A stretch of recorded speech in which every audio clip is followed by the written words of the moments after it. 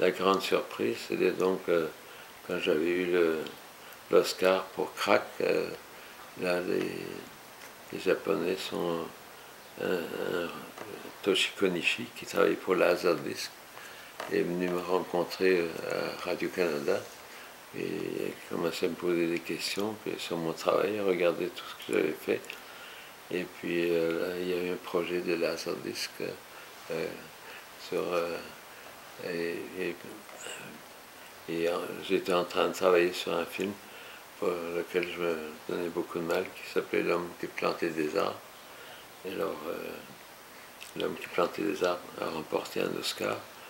Et puis il a remporté le premier prix au festival de Hiroshima, qui avait été mis en place par Karenzo et Sayoko Kinoshita, qui avaient rencontré à Annecy et puis à Toronto, où ils avaient annoncé d'ailleurs qu'ils avaient l'intention de créer un festival japonais au Japon. Alors c'était une nouvelle très intéressante puisque tout se passait pas mal en Europe et en Extrême-Orient, enfin toute la création était assez négligée ou même déconsidérée parce que le Japon à ce moment-là était dans des situations assez difficiles et les artistes japonais travaillaient sur des films qui étaient produits aux États-Unis, à Los Angeles, et la production locale autochtone n'était pas du tout connue ou reconnue. Alors donc le festival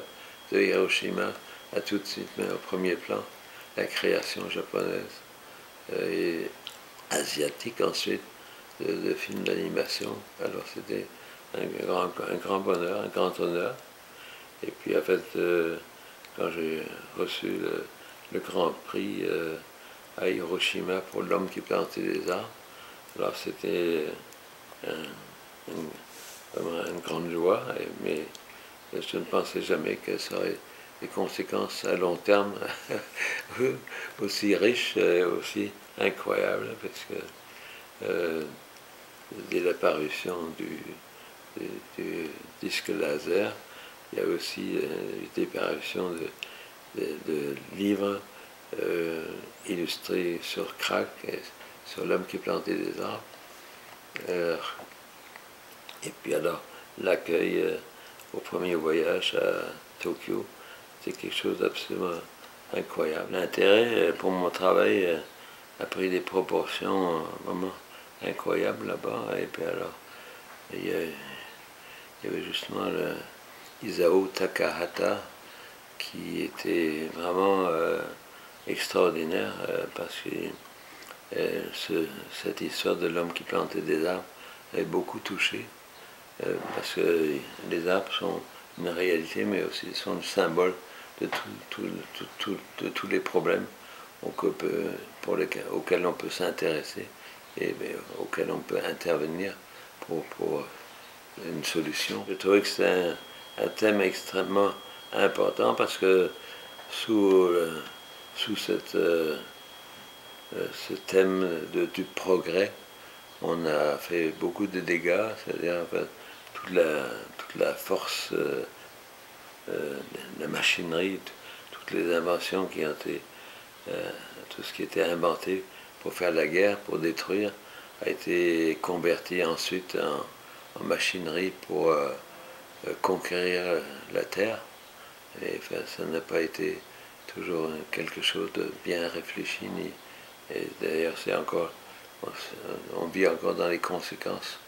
Et pour combien de temps avant qu'on mette en place des moyens qui permettent à la vie et à la qualité de vie de survivre à cette exploitation qui est insensée, qui s'attache juste à la conquête des richesses, mais sans s'occuper de la qualité de vie et de la qualité de survie de tous les éléments qui existent dans le monde et dont nous dépendons, alors qu'il y a une explosion de population qui va devenir de plus en plus exigeante pour des ressources qui sont précieuses et qu'il faut préserver pour l'avenir. Moi, ce que j'ai essayé, ce que j'ai fait, finalement, j'ai dessiné pratiquement tous mes films tout seul, parce que la motivation que j'avais en moi.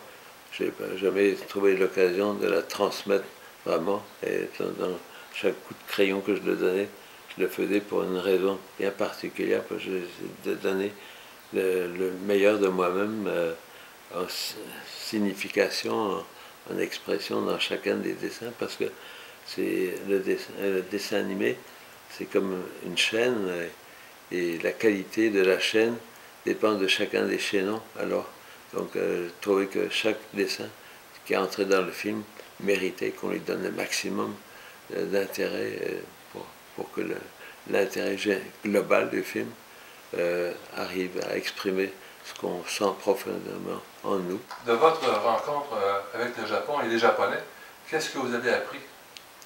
J'étais émerveillé, je suis émerveillé euh, de, la, de, de, tout, de toute la patience, de tout le raffinement qu'on met dans l'expression de chaque détail. Dans tout l'art japonais, en fait, c'est à la fois la simplicité de certaines choses qu'ils veulent exprimer, et d'autre part aussi l'immense travail de raffinement qui est mis dans chaque dessin ou dans chaque construction, dans ces temples extraordinaires. Et puis alors, le souci aussi de maintenir des choses qui sont éphémères, qui sont fragiles, de les maintenir pendant des siècles, pendant des millénaires, en état de survie dans un pays où les traumatismes, les tremblements de terre sont des extrêmes violences, qu'ils aient le culot de faire des temples de cette importance avec des toitures immenses, pesantes, et enfin, il y a une audace et en même temps aussi le courage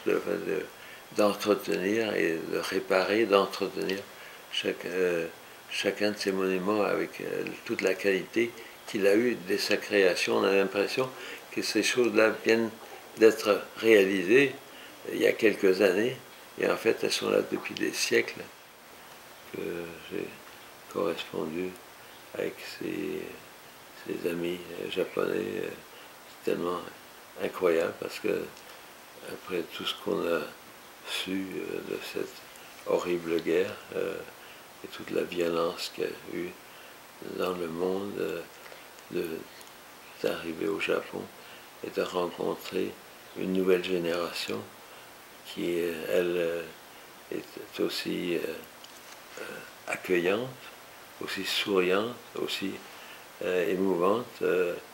C'est une surprise pour moi. Ça a été quelque chose d'absolument renversant. Oui, oui. C'est le contraste. Et on espère que dans le futur, justement, autant que possible, on aille vers cette qualité de relation où on essaie justement de bien comprendre avec qui on est et qu'est-ce qu'on fait. Il faut qu'à long terme, toutes ces relations s'enrichissent à tout point de vue intellectuel et matériel. C'est tout ce que je peux souhaiter. Je ne peux pas le dire mieux.